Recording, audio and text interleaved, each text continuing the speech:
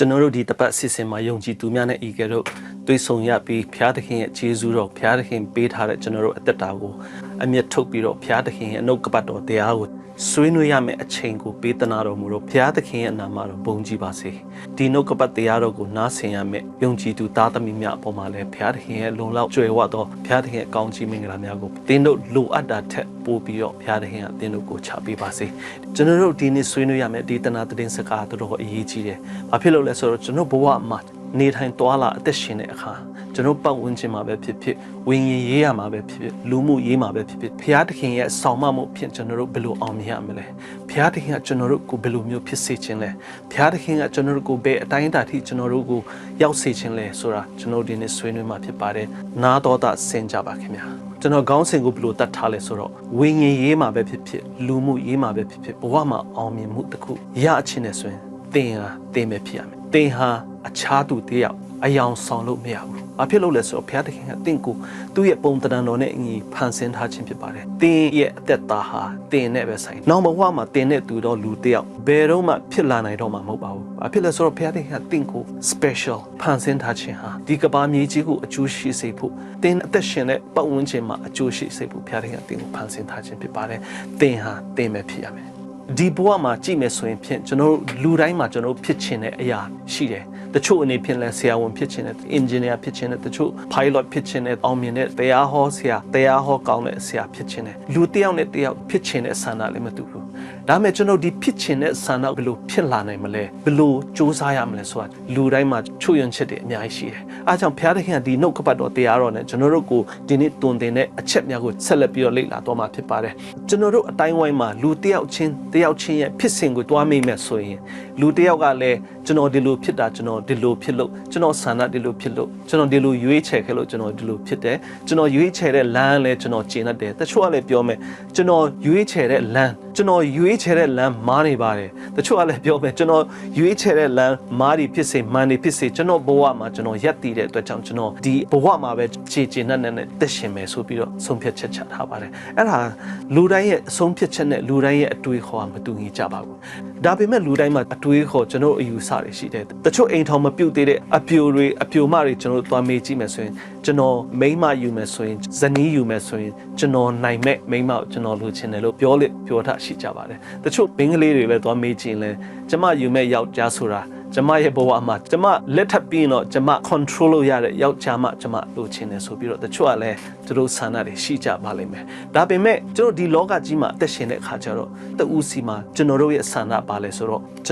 ျမကတခြားသူတယောက်ကိုအနိုင်ယူမယ်တခြားသူတယောက်ကို control လုပ်နိုင်မယ်ဆိုတဲ့ဆန္ဒလူတိုင်းကရှိကြပါတယ်အခုလက်ထပ်ပြီးတဲ့ကျွန်တော်အကူအမတွေကျွန်တော်ရဲ့အဖေအမေတွေလည်းမေးကြည့်ရင်သူတို့ဘဝသူတို့လက်မထပ်ခင်တော့သူတို့စိတ်ထဲမှာရှိတဲ့အရာတွေလည်းရှိပါလိမ့်မယ်ဒါပေမဲ့တကယ်တမ်းလက်တွေ့ဘဝမှာမဖြစ်လာတဲ့အခြေအနေမှာလည်းအများကြီးရှိမယ်လို့ကျွန်တော်ယုံကြည်ပါတယ်ကျွန်တော်ကိုယ်တိုင်လည်းအဲ့လိုတွေ့ကြုံခဲ့တဲ့အတွက်ကြောင့်ကျွန်တော်ဒီအရာတွေကိုကျွန်တော် share ရခြင်းဖြစ်ပါတယ်ကျွန်တော်ဒီအကြောင်းအရာနဲ့ပတ်သက်ပြီးတော့ပုံပြင်လေးတစ်ပုဒ်ကျွန်တော်ပြောပြချင်ပါတယ်ဒီပုံပြင်တကယ်တမ်းဖြစ်ပျက်တဲ့ပုံပြင်မဟုတ်ပါဘူးဒီပုံပြင်ဒန္တာကြီးတစ်ပုဒ်ဖြစ်ပါတယ်လောကမှာရှိတဲ့ယုံကြည်သူအားလုံးကယ်တင်ခြင်းရပြီးတော့ကောင်းကင်နိုင်ငံမှာဘုရားသခင်ရဲ့ပလင်တော်ရှေ့မှာသူတို့စုဝေးနေကြတဲ့အချိန်မှာခရစ်တော်ကဘယ်လိုပြောလိုက်လဲဆိုတော့ဒီလူအစုဝေးလိုင်းတန်းစီလို့ရအောင်စီစဉ်ပါဆိုပြီးတော့ခရစ်တော်ကသူ့ရဲ့ကောင်းကင်တမန်တွေကိုမှာကြားခဲ့ပါတယ်အဲ့ဒီအချိန်မှာပဲကောင်းကင်တမန်တွေကဒီလူအစုဝေးထဲမှာရှိတဲ့လူအားလုံးကိုလိုင်း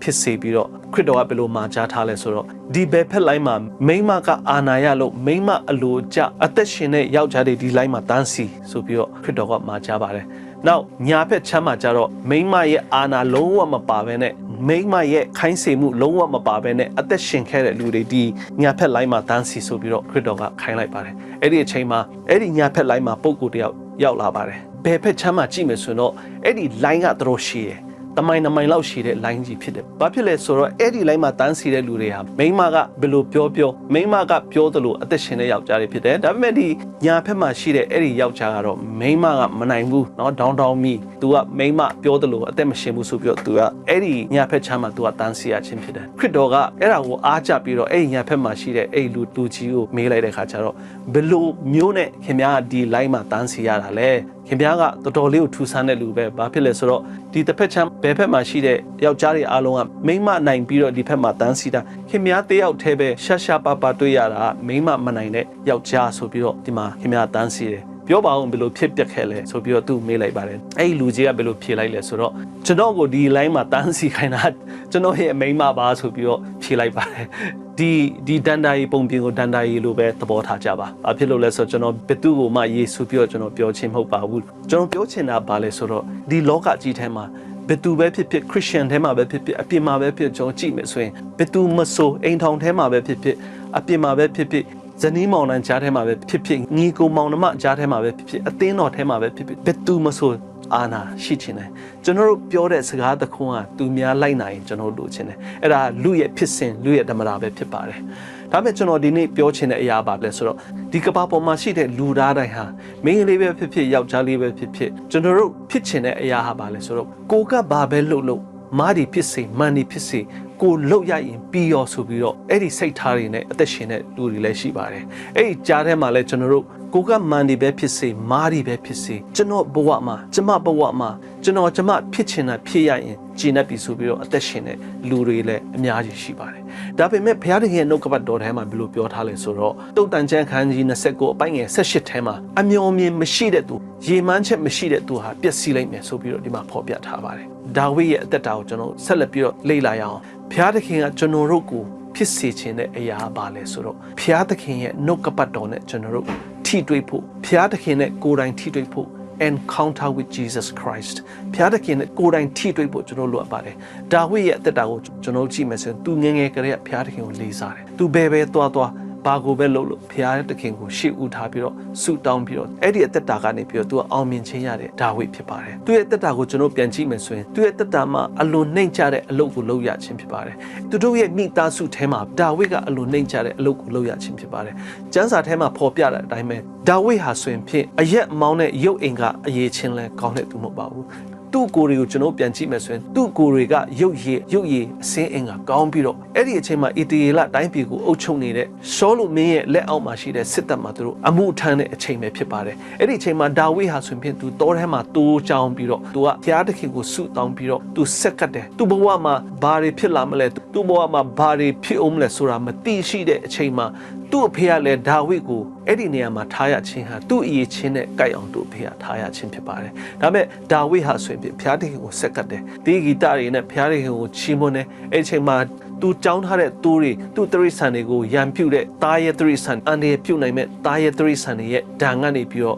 သူ့ရဲ့သူတွေကိုသူကကာကွယ်နိုင်ခဲ့တယ်သူကလက်ရည်နှလုံးရည်နဲ့ဘုရားသခင်ရဲ့မျက်မှောက်တော်ကိုအစဉ်အမြဲတိုးဝင်ပြီးတော့ဘုရားသခင်ကိုကိုးစားတဲ့ဘုရားသခင်ကအလွန်ချစ်တဲ့ဒါဝိဒ်ဖြစ်ပါတယ်ကျွန်တော်ဒါဝိဒ်အသက်တာကိုကြည့်မယ်ဆိုရင်ဘုရားသခင်ကဒါဝိဒ်ကိုထားတဲ့နေရာဒါဝိဒ်ကိုအသုံးပြုတဲ့နေရာမှာဒါဝိဒ်ကြည်ကျင်နှံ့နှံ့နဲ့နေပြီးတော့ဘုရားသခင်ပြုစေတဲ့အမှုကိုသူကကြည်ကျင်နှံ့နှံ့နဲ့အသက်ရှင်တဲ့ဒါဝိဒ်ဖြစ်ပါတယ်သူ့အဖေကသူ့အကိုတွေကိုလာစာကောင်းတဲ့နေရာဖြစ်တဲ့စစ်တပ်မှာအလုပ်လုပ်ခိုင်းပေမဲ့ဒါဝိဒ်ကသူ့အကိုတွေကို complain မတက်ဘဲနဲ့သူ့အဖေကို complain မတက်ဘဲနဲ့သူရှိတဲ့နေရာမှာသူအနှိမ့်ဆုံးအလုပ်ဖြစ်တဲ့အိမ်အမှုဘာမှမရတဲ့ပိုက်ဆံမရတဲ့လာခမရတဲ့အလုပ်ကိုသူကကြည်ကျင်နဲ့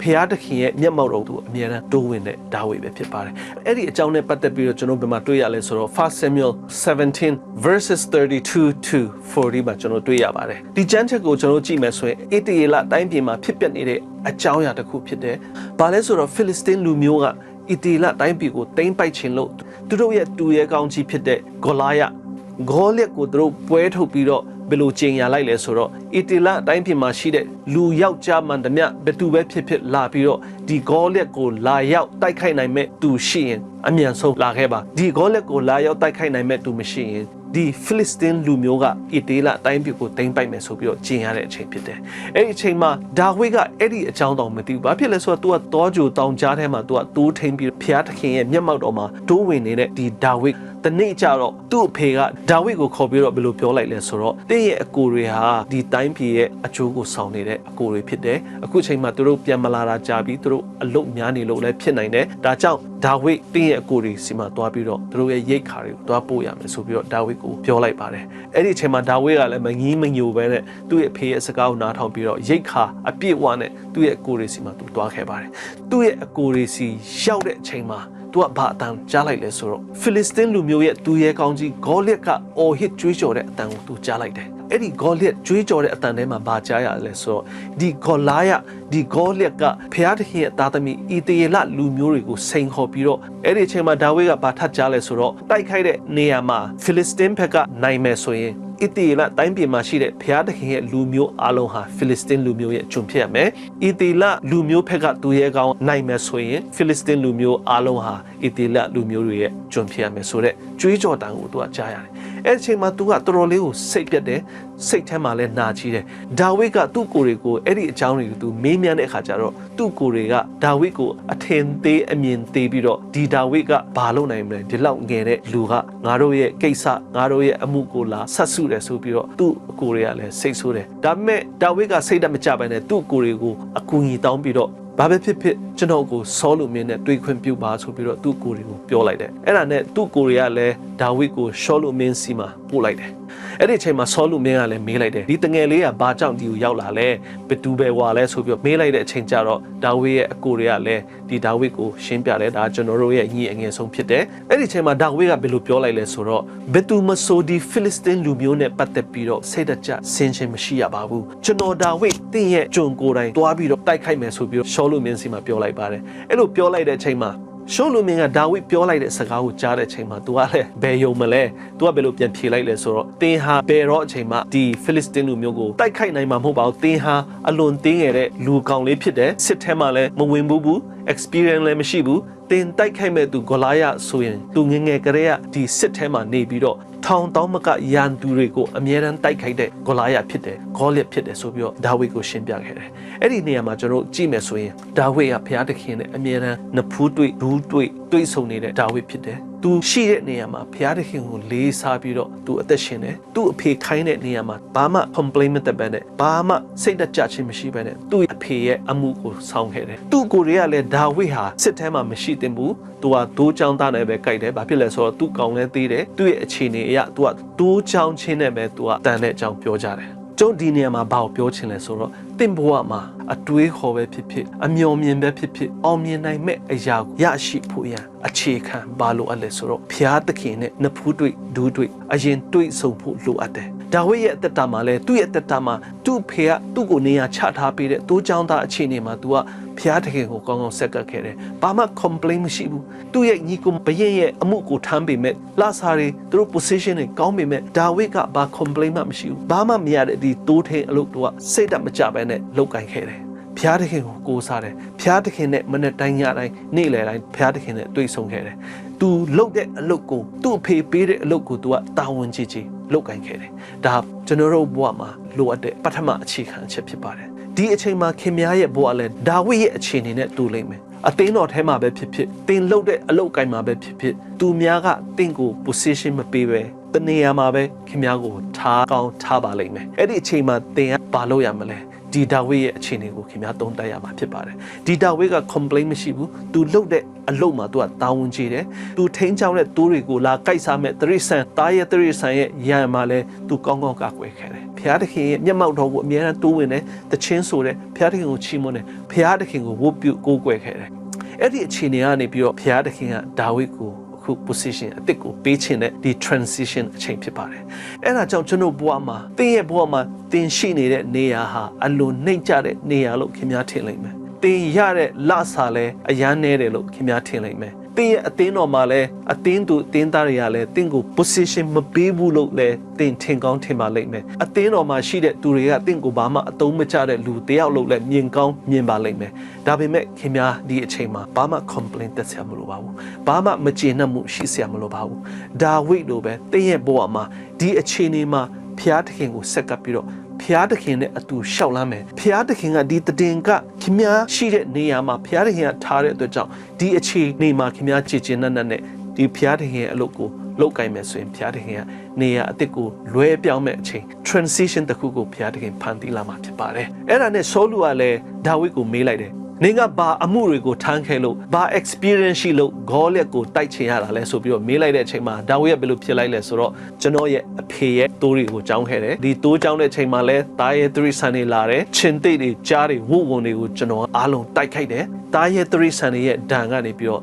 ကျွန်တော်အဖေရဲ့သူတွေကိုကျွန်တော်ကာကွယ်နိုင်ခဲ့တယ်ဆိုပြီးတော့ဖြေလိုက်တယ်အဲ့ဒါကြောင့်အရှင်မင်းကြီးကျွန်တော်ဒီနေရာမှာရောက်ရှိလာခြင်းဖြစ်တယ်ဒီအယေဖျားမလီတဲ့ဒီဖိလစ်စတင်းလူမျိုးရဲ့သူရဲ့ကောင်ဂေါလိယက်ကိုကျွန်တော်တိုက်ခိုက်နိုင်မယ်ဆိုပြီးတော့ဘယင်ကြီးကိုမိန့်တော်မူခဲ့တယ်ဘာဖြစ်လို့လဲဆိုတော့ကျွန်တော်ဘက်မှာဖျားသခင်အတူရှိနေမယ်ဆိုတာကျွန်တော်ယုံကြည်တယ်ဆိုပြီးတော့ဘယင်ကြီးကိုပြောပြလိုက်ပါတယ်ကျွန်တော်ကြောင်းခဲ့တဲ့သိုးတွေကိုလည်းလာရောက်ကိုက်စားမဲ့ဒီသားရဲသရိဆန်တွေရဲ့ရန်ကနေကျွန်တော်ကာကွယ်နိုင်တဲ့နီးသူဒီဖိလစ်စတင်းအယေပြားမလီတဲ့ဒီလူမျိုးဒီဂေါလိယက်ရဲ့ဒဏ်ကနေပြီးတော့ဒီအီတရေလလူမျိုးတစ်မျိုးလုံးကိုကျွန်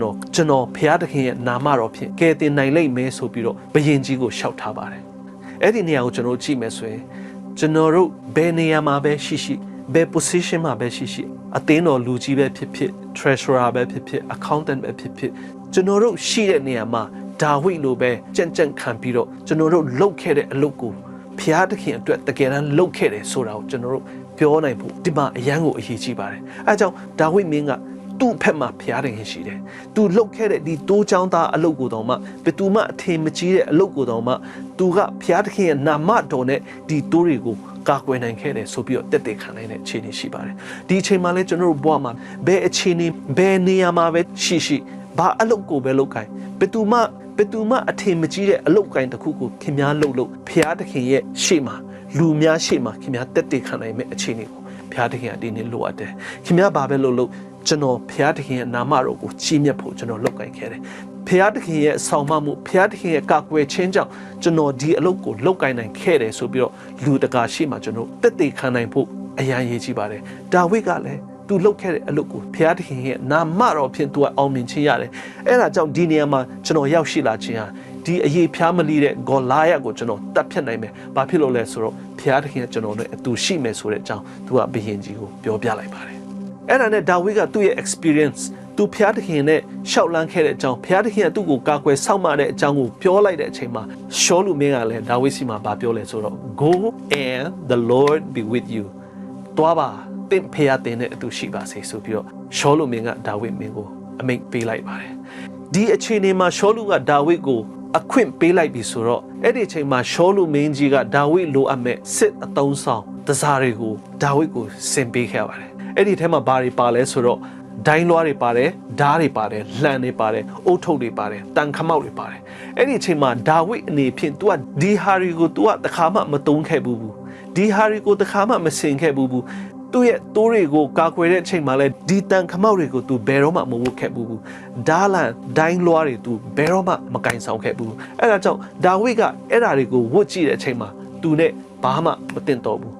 အဲ့ဒီဒိုင်းလွားကဓားလန်တွေတန်ခမောက်တွေကိုတတ်ပြီးတော့ तू ကလမ်းလျှောက်တဲ့အချိန်မှာ तू လမ်းလျှောက်လို့မရဘူးသူ့ရဲ့အခြေအနေနဲ့လုံးဝမကိုက်ဘူးဒါဝိဒ်ကဒီစစ်အသုံးဆောင်ဒီဟာတွေနဲ့ तू ကလုံးဝအံခွင်ဝင်ကြမဖြစ်ခဲ့ဘူးအဲ့ဒါကြောင့်ကျွန်တော်ဘဝမှာဘာကိုသင်ခန်းစာရမလဲဆိုတော့ကျွန်တော်ဘဝမှာဖျားသခင်နဲ့အတူလျှောက်လန်းပြီးဖျားသခင်ရဲ့မျက်မှောက်တော်မှာကျွန်တော်တိုးဝင်တဲ့အခါကျတော့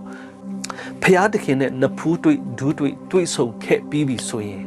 ကျွန်တော်ပတ်ဝန်းကျင်မှာရှိတဲ့အရာတွေကိုကျွန်တော်ဘာမှတတ်မဲ့ဖို့အကြောင်းမရှိဘူး။ဘာဖြစ်လို့လဲဆိုတော့ဖျားသခင်ကသင်ဖြစ်တဲ့အတိုင်းသင်ကိုဖြစ်စေခဲ့တယ်။ဖျားသခင်ရဲ့အဆုံးအမဖျားသခင်ရဲ့တုန်တင်မှုဖျားသခင်ရဲ့မျက်မှောက်တော်မှာအမြဲတမ်းတိုးဝင်တဲ့လူတစ်ယောက်ဟာသူ့ရဲ့ဘဝမှာပြည့်စုံတဲ့အရာသူ့ရဲ့ဘဝမှာသူ့အတွက်လိုအပ်မဲ့အကာအကွယ်သူ့အတွက်လိုအပ်မဲ့ position သူ့ဘဝမှာသူ့အတွက်လိုအပ်မဲ့အခြေအနေကိုဘုရားသခင်အားလုံးပေးထားပြီးဖြစ်ပါတယ်အဲ့ဒီအတွက်ကြောင့်ဒီနေရာမှာကျွန်တော်ပြန်ကြည့်မယ်ဆိုရင်ရှောလူမင်းကဒါဝိဒ်မင်းကြီးကိုသူတက်ဆင်ခဲ့တဲ့ဒီစစ်အဆောင်အယောင်တွေဒီစစ်တစားတွေကိုဒါဝိဒ်ကိုတုံးဖို့အမိန့်ပေးလိုက်တဲ့ခါကျတော့ဒီရှောလူမင်းရဲ့စစ်တစားတွေနဲ့ဒါဝိဒ်ရဲ့အခြေအနေနဲ့လုံးဝမကိုက်ဘူးအဲ့ဒါကြောင့်ကျွန်တော်ရဲ့ဘဝမှာဝိညာဉ်ရေးမှာပဲဖြစ်ပတ်ဝန်းကျင်မှာပဲဖြစ်အောင်မြင်မှုရရှိဖို့အတွက်ကျွန်တော်တို့ဟာဆိုရင်ဖျားသခင်နဲ့နဖူးတွေ့ဆုံပြီးဖြစ်ရမယ်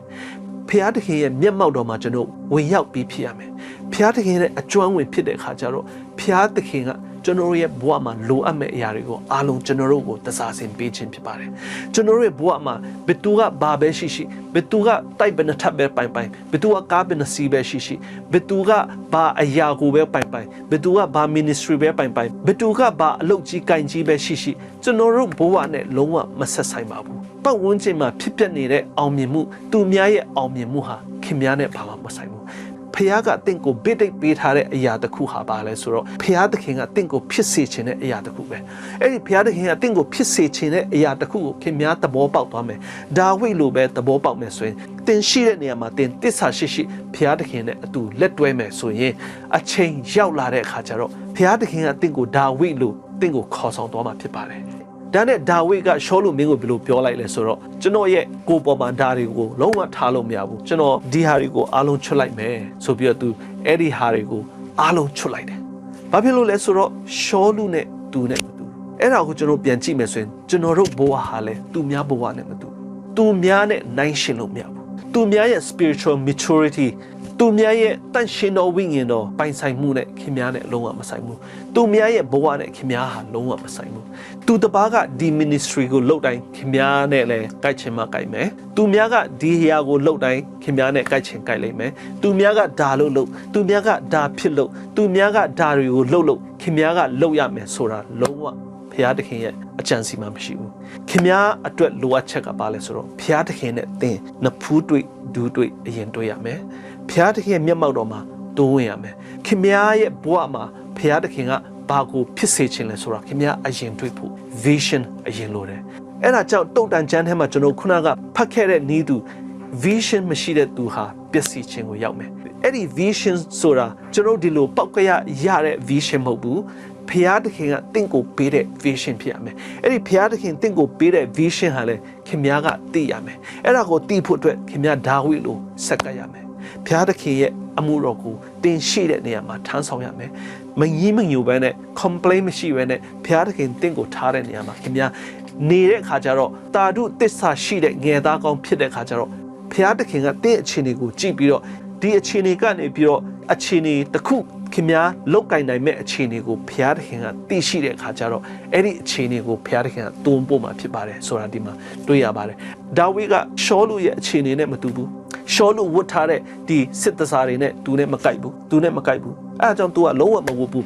းဒါပေမဲ့ဒါဝိဒ်ကဒီဂေါလက်ကိုတိုက်ခိုက်ရတော့မယ်အဲ့လိုတိုက်ခိုက်ရတော့မယ့်အချိန်မှာသူ့အခြေအနေနဲ့ကိုက်အောင်သူဘာတွေလိုအပ်လဲဒီဂေါလက်ကိုတိုက်ခိုက်တဲ့နေရာမှာသူ့အခြေအနေနဲ့ဘာတွေလိုအပ်မလဲဆိုတာသူသိရှိတယ်။ဘာဖြစ်လို့လဲဆိုတော့ဘုရားသခင်ကသူ့ကိုသိရှိစေခဲ့တယ်။ဘာဖြစ်လို့လဲဆိုတော့ဘုရားသခင်နဲ့သူအမြဲတမ်းရှောက်လန့်ခဲ့တယ်။ရှောလုမင်းကသူ့ကိုပေးထားတဲ့ဒီတစားတွေကိုသူကချွတ်ပြီးတော့သွားတယ်။သူ့ရဲ့လွယ်အိတ်ရဲ့လောက်စလုံး၅လုံးကိုယူပြီးတော့ဖိလစ်စတင်းလူမျိုးရဲ့ခေါင်းဆောင်ဖြစ်တဲ့ဂေါလက်ကိုတိုက်ခိုက်ဖို့သူကသွားခဲ့တယ်။အဲ့ဒါနဲ့ဒါဝိဒ်ကဂေါလက်ရဲ့အရှိမရောက်တဲ့အခါကျတော့ဂေါလက်ကိုဒါဝိဒ်ကဘယ်လိုပြောလိုက်လဲဆိုတော့တစ်မှာကျွန်တော်ကိုတိုက်ခိုက်မဲ့တစားတွေအများကြီးရှိတယ်။တင့်မှာဓာတ်ရှိတယ်၊လန်ရှိတယ်၊ဒိုင်းလွားတွေတစားတွေရှိတယ်။ဒါပေမဲ့ငါတင့်ကိုတိုက်ခတ်ဖို့လာတာဟာငါရဲ့အရေးချင်းလုံးဝမပါဘူး။ငါတတ်ထားတဲ့ပညာတွေလုံးဝမပါဘူး။ငါကိုးကွယ်တဲ့ဘုရားသခင်ရဲ့နာမတော်နဲ့တင့်စီမှာလာခဲ့ပါတယ်ဆိုပြီးတော့ဒါဝိဒ်ကဂေါလက်ကိုပြောခဲ့ပါတယ်။ငါရဲ့ဘုရားငါကိုးကွယ်တဲ့ဘုရားကတင့်ရဲ့ယံတင့်ရဲ့အန္တရာယ်ကနေပြီးတော့ငါ့ကိုကာကွယ်လိမ့်မယ်ဆိုပြီးတော့သူက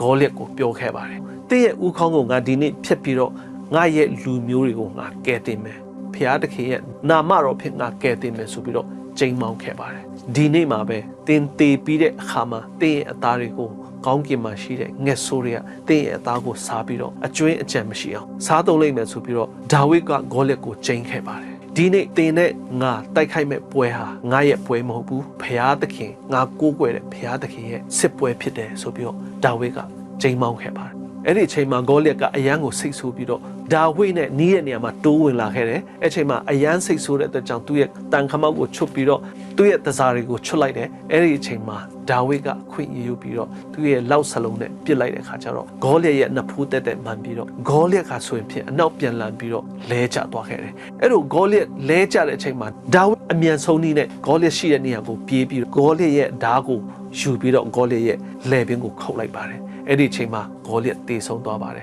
ဒါဝိဒ်ကဘုရားသခင်ရဲ့နာမတော်ဖြင့်ဘုရားသခင်ပေးထားတဲ့အစွမ်းရည်ဖြင့်သူကအောင်မြင်မှုရရှိပါတယ်ကျွန်တော်ရဲ့ဘဝမှာဝိညာဉ်ရေးရမှာပဲဖြစ်ဖြစ်လူပတ်ဝန်းကျင်မှာပဲဖြစ်ဖြစ်ကျွန်တော်တို့အောင်မြင်မှုရရှိဖို့ပထမအဆုံးအချက်ကဘုရားသခင်နဲ့ကျွန်တော်တို့ကြွမ်းမှုဖို့ဖြစ်ပါတယ်ဘုရားသခင်ရဲ့မျက်မှောက်တော်မှာကျွန်တော်တို့တိုးဝင်ချင်းကပ်ဖို့ဖြစ်ပါတယ်ဒါဝိဒ်ဟာဆိုရင်ဖြင့်သူ့ရဲ့နေရာမှာမငြီးမညူဘာမှ complain မရှိဘူးသူ့ဖေထားတဲ့နေရာမှာသူနေတယ်သူ့ကိုယ်ရီသူ့ထားတဲ့နေရာမှာနေတယ်ဒါပေမဲ့သူရှိတဲ့နေရာမှာတော့သူတစ္ဆာရှိနဲ့သူလုပ်ကိုင်းတယ်သူရှိတဲ့နေရာမှာသူ 100% အဆိုးမရှိအောင် ပြောဆရာမရှိအောင် तू ကဖျားသခင်မျက်မှောက်တော် तू ရှာခဲ့တယ်အဲ့ဒီလိုပဲ तू ဂေါလိယက်ကိုတိုက်ခိုက်မဲ့အချိန်မှာလဲဖျားသခင်ပေးထားတဲ့သူ့ရဲ့တတ္တိသူ့ရဲ့အစွမ်းရည်တွေကိုပဲ तू သုံးတယ် तू တပားအတုံးချတဲ့ဒီတန်ချက်ကာတွေဒီဓာတ်တွေလမ်းတွေကို तू ကသုံးဆရာမလို့ဘူးအဲ့ဒါကြောင့်ကျွန်တော်ဘဝမှာအောင်မြင်မှုရရှိဖို့ဆိုတာသူများလိုအရေးချင်းရှိမှခင်ဗျားအောင်မြင်ဖို့ဆိုတာမဟုတ်ဘူးသူများကဘယ်လိုဝတ်ဆင်လို့သူဟာ popular ဖြစ်တယ်သူများသားသမီးတွေကကိုရီးယားမင်းသမီးတွေလိုဝတ်ဆင်နိုင်လို့သူများကချစ်တယ်ဆိုတာမဟုတ်ဘူးသူများသားသမီးတွေကဒေါ်နယ်ထရမ့်ရဲ့သားသမီးတွေလိုဝတ်ဆင်နိုင်တယ်ချမ်းသာတယ်အဲ့ဒါမှသူများကအထင်ကြီးလေးစားမယ်ဆိုတာအဲ့ဒါလုံးဝမမှန်ဘူးသူများသားသမီးတွေကဒီလိုဖြစ်လို့သူများအိမ်ထောင်ကဒီလိုဖြစ်လို့သူတို့ကအောင်မြင်တယ်ဆိုတာမဟုတ်ဘူးသူများယောက်ျားတွေကလခအများကြီးရလို့သူတို့ကဝတ်စားနိုင်တယ်ဆိုတာမဟုတ်ဘူးသူများမိန်းမတွေကတော်လို့သူ့ရဲ့မိသားစုအောင်မြင်အောင်သူ့သားသမီးတွေကိုလိမ္မာရေးချရှိအောင်ဦးဆောင်နိုင်တယ်ငါရဲ့မိသားစုကဘာဖြစ်တာလဲငါမိန်းမကဘာဖြစ်တာလဲငါရဲ့ယောက်ျားကဘာဖြစ်တာလဲဆိုပြီးတော့ကျွန်တော်ခရစ်ယာန်ဘဝမှာအဲ့ဒီလို complain သက်စရာလုံးဝမရှိဘူးသူများနဲ့နိုင်ရှင်လို့မရဘူးဒါဝိဒ်ကဂေါလိယက်ကိုတိုက်ခိုက်တဲ့နေရာမှာရှောလုဝတ်ဆင်တဲ့စစ်တစားတွေကို तू ကမလိုအပ်ဘူးရှောလုကဒီစစ်တစားနဲ့ထောင်တောင်းမကတဲ့ရန်သူတွေကိုဘလောက်ပဲအတိုင်းရရှိ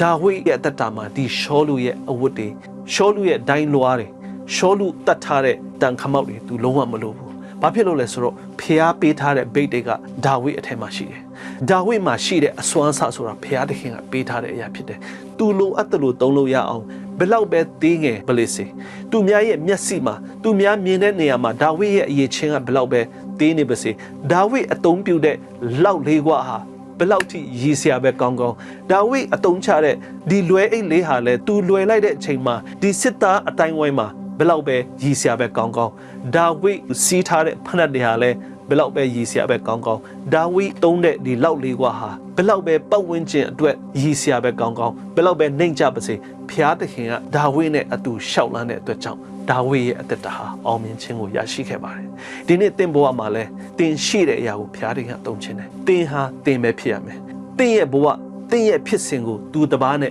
ဘယ်လိုမှနိုင်ရှင်စရာမလိုဘူးသင်ရဲ့ဘဝဟာသင်ပဲဖြစ်တယ်သင်ရဲ့ဘဝကနေပြီးတော့ဘုရားသခင်ကအောင်မြင်မှုရအောင်ဘုရားသခင်ကသင်ရဲ့အခြေအနေကိုဘယ်အခြေအနေမှာပဲဖြစ်ဖြစ်တွန်းပို့နိုင်တယ်အောင်မြင်ဖို့ဘုရားသခင်ကလမ်းကြောင်းပေးနိုင်တယ်ဘုရားသခင်ကအရာအလုံးကိုဖန်ဆင်းနိုင်တယ်ဘုရားသခင်ကသင်ရဲ့ဘဝကိုအောင်မြင်ခြင်းပေးနိုင်တယ်ဆိုတာယုံကြည်ရမှာဖြစ်ပါတယ်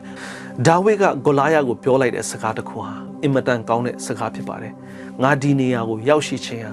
ဘုရားသခင်ငါကိုးကွယ်တဲ့အသက်ရှင်တော်မူတဲ့ဘုရားသခင်ရဲ့နာမတော်နဲ့လာရောက်ခြင်းဖြစ်ပါတယ်ငါရဲ့အစွမ်းစားမပါဘူးငါလုံနိုင်တဲ့အရာတစ်ခုမှမရှိဘူးငါပိုင်ဆိုင်တဲ့အရာတစ်ခုမှမပါဘူးငါဝတ်ဆင်တဲ့အရာတွေကလည်းဘာမှအသုံးချလို့မရဘူးငါဟာဘာမှမဟုတ်ဘူးဒါပေမဲ့ငါကိုအသုံးချမဲ့ဘုရားသခင်ရဲ့နာမတော်နဲ့ငါဒီနေရာကိုလာရောက်ခြင်းဖြစ်ပါတယ်ဆိုပြီးတော့ဒါဝိဒ်ကပြောလိုက်ပါတယ်သင်ဘဝမှာသင်ဘာမှပိုင်ဆိုင်မှာမဟုတ်ပါဘူးသင်ဘဝမှာလည်းမိသားစုအတိုင်းဝိုင်းရှိမှာမဟုတ်ပါဘူးသင်ဘဝမှာပင်ရရေးချင်းလည်းရှိမှာမဟုတ်ပါဘူးသင်ရဲ့အသင်းတော်ထဲမှာဘယ်သူကမှလည်းသင်ကိုမျက်နှာသာပေးခဲ့မှာမဟုတ်ပါဘူးသင်ရဲ့အတိုင်းဝိုင်းထဲမှာလည်းခင်ဗျားဝင်ဆက်မှာမဟုတ်ပါဘူးဘယ်နေရာပဲတွားခင်ဗျားဟာမျက်နှာငယ်လေးနဲ့နေရမယ်ဆိုရင်ဒီနေ့ခင်ဗျားစဉ်းစားဖို့ပါလဲဆိုတော့ဘုရားသခင်ရဲ့မျက်မှောက်တော်ကိုတိုးဝင်လိုက်ပါဘုရားသခင်နဲ့နဖူးတွေ့ဒူးတွေ့ရှိဖို့သင်ဒီနေ့စူးစမ်းလိုက်ပါဘုရားသခင်ကိုရှာပါဘုရားသခင်ပေးမဲ့အဖြေဘုရားသခင်ပေးမဲ့အမိန့်ကိုသင်ဒီနေ့နာခံမယ်ဆိုရင်ဘုရားသခင်ကဒါဝိဒ်ကဲ့သို့သင်ကိုအသုံးချသွားမှာဖြစ်ပါတယ်ဒါဝိဒ်စီမှာဘာအရေးချင်းမှသူများမက်မောလောက်အောင်ဘာမှမရှိပါဘူးဘယ်သူကမှသူ့ကိုအယုံကြည်မရှိခဲ့ပါဘူးဘယ်သူကမှသူ့ကိုလည်းမထင်ခဲ့ပါဘူးဒါပေမဲ့ဘုရားသခင်နဲ့အကျွမ်းဝင်နေထိုင်တဲ့သူတယောက်ဟာဆိုရင်သူလှုပ်တဲ့နေရာမှာအောင်မြင်သွားမယ်ဘုရားသခင်ကသူ့ကိုနေရာကောင်းတစ်ခုနေရာအသစ်တစ်ခုကိုတွန်းပို့နိုင်တယ်ဆိုတာဒါဝိဒ်ကသိရှိတဲ့အခါကျတော့သူရှိတဲ့နေရာမှာသူစိတ်ချမ်းသာနဲ့သူလှုပ်ကိုင်ခဲ့တယ်သူတူးကိုထိန်းချောင်းခဲ့တယ်သူဖေရဲ့စကားကိုနားထောင်တယ်သူရှိတဲ့နေရာမှာယုံကြည်ဘုရားသခင်ကိုသူကိုးကွယ်ခဲ့တယ်ဘုရားသခင်ရဲ့လမ်းကိုသူရှောက်လန်းခဲ့တယ်ဘုရားသခင်ကိုအားကိုးတယ်သူဖြစ်တဲ့နေရာမှာသူ့ကိုသူယုံကြည်စိတ်ချတယ်ဘုရားသခင်ငါ့ကိုဒီနေရာမှာထားတယ်ငါအကောင်းဆုံးလုပ်ကိုင်မယ်ငါအကောင်းဆုံးနေထိုင်မယ်ဘုရားသခင်ရဲ့ဂုဏ်တော်ကိုချီးမွမ်းမယ်ဘာဖြစ်လဲဆိုတော့ဘုရားသခင်ကဒီစัจ java တစ်ခုလုံးကိုပိုင်ဆိုင်တဲ့ဘုရားအားလုံးကိုပိုင်ဆိုင်တဲ့ဘုရားကငါ့ကိုဖြစ်စေနိုင်တယ် ငါကိုပေးနိုင်တယ်ငါကိုအရေးချင်းပေးနိုင်တယ်ဆိုပြီးတော့ဒါဝိဒ်ကယုံကြည်မှုရှိတဲ့အတွက်ကြောင့်သူရှိတဲ့နေရာမှာသူပျော်ပျော်ရွှင်ရွှင်နဲ့ဘုရားသခင်ကိုချီးမွမ်းတယ် complain လုံးဝမတက်ဘူးသူ့အဖေကဘယ်နေရာပဲထားသူ့အဖေကသူ့ကိုမယုံကြည်ပဲထားသူ့အကိုတွေကလည်းသူ့ကိုမယုံကြည်ပဲထားသူလုံးဝကိုစိတ်တကြခြင်းမရှိဘူးသူဘုရားသခင်ကိုချီးမွမ်းတယ်အချိန်တန်တဲ့အခါကျတော့အစစ်မြင့်တဲ့နေရာသူတော်မှမထင်ထားတဲ့နေရာဘယင်အစစ်ဘယင်နန်းတော်မှာခစားရတဲ့အဆင့်ထိဘုရားသခင်ကသူ့ကိုပို့ဆောင်ခဲ့တယ်ဒီနေ့သင်ဘဝမှာလည်းသင်ရဲ့အခြေအနေသင်ရဲ့အဆင့်အတန်းကိုခင်ဗျားစိတ်တကြရင်ကြပါလိမ့်မယ်ခင်ဗျားရှိတဲ့နေရာမှာခင်ဗျားမပျော်ရွှင်ပဲနေပါလိမ့်မယ်ခင်ဗျားရှိတဲ့အသင်းတော်ထဲမှာလည်းခင်ဗျားကိုဘယ်သူကမှအထင်မကြီးပဲနေပါလိမ့်မယ်ခင်ဗျားရဲ့နေရာမှာခင်ဗျားဒီနေ့သစ္စာရှိအောင်နေပါဘုရားသခင်ကိုကိုးကွယ်ပါမနေ့တိုင်းညနေတိုင်းဘုရားသခင်ရဲ့မျက်မှောက်တော်ကိုဝင်ရောက်ခါစားပါဘုရားသခင်နဲ့နှစ်ဖူးတွေ့ဆုံဖို့ခင်ဗျားဒီနေ့ဘုရားသခင်ကိုရှာပါဘုရားသခင်ရဲ့အလိုတော်ကိုသိနိုင်ဖို့ခင်ဗျားဒီနေ့ရှာမယ်ဆိုရင်ဒါဝိဒ်မင်းကဲ့သို့ခင်ဗျားရဲ့အသက်တာဟာဘုရားသခင်ကတွန်းပို့ပါလိမ့်မယ်ဒီနေ့ခင်ဗျားအောင်မြင်ဖို့ဝိညာဉ်ရေးရပဲဖြစ်ဖြစ်လူမှုရေးမှာပဲဖြစ်ဖြစ်တင်းရဲ့ဘဝမှာအောင်မြင်ဖို့ဆိုတာတင်းပတ်ဝန်းကျင်မှာရှိတဲ့သူတွေကိုနိုင်ရှင်ဖို့မလိုပါဘူးသူတို့ဘလောက်ပဲချမ်းသာသူတို့ကကားဘယ်နှစီပဲရှိသူတို့ကဘာ ministry ပဲရှိသူတို့ church member ကထောင်တောင်းမကများပြပါစေခင်များနဲ့သူတို့နဲ့မဆိုင်ဘူးခင်များနဲ့ဆိုင်တာပါလဲဆိုတော့ဘုရားသခင်နဲ့ဆိုင်တယ်ဘုရားသခင်နဲ့အကျွမ်းဝင်ပြီးတော့ဘုရားသခင်ရဲ့မျက်မှောက်တော်ကိုတင်နေနေတိုးဝင်ပြီးတော့ဘုရားသခင်နဲ့နှစ်ဖူးတွေ့ဒူးတွေ့ခင်များဒီနေ့တွေ့ဆုံမယ်ဆိုရင်ဘုရားသခင်ကတင့်အကြံစီတင်လှုပ်ရမယ့်အရာကိုဘုရားသခင်ကပြပါလိမ့်မယ်ဒါကြောင့်ခင်များရှိရမယ့် vision ကိုဘုရားသခင်ကဒီနေ့တင့်ကိုပေးပါလိမ့်မယ်တင်အောင်မြင်တော့အသက်တာဖြစ်ဖို့ခင်များဟာခင်များပဲဖြစ်ရမယ်တင်ဟာတင်ပဲဖြစ်ရမယ်ဘယ်သူနဲ့မှနိုင်ရှင်လို့မရတဲ့အရေးချင်းဟာခင်များမှာရှိတယ်ဆိုတာဒီနေ့ယုံကြည်မယ်ဆိုရင်ဘုရားသခင်ဟာတင်နဲ့သူလိုက်ပါလာမယ်ဘုရားသခင်ရဲ့ကောင်းချီးမင်္ဂလာတင်ဘဝမှာရောက်ရှိလာမယ်တင်ရဲ့ဘဝမှာယုံကြည်ခြင်းအပြည့်အဝနဲ့ဘုရားသခင်နဲ့ရှောက်လန်းတဲ့အခါကျတော့ခင်များဟာဒါဝိဒ်ကဲ့သို့အောင်မြင်ခြင်းရရှိနိုင်တော့ဘုရားသခင်ရဲ့သားသမီးများဖြစ်နေရတင်တို့အားလုံးအပေါ်မှာဘုရားသခင်ကောင်းချီးမင်္ဂလာချပေးပါစေ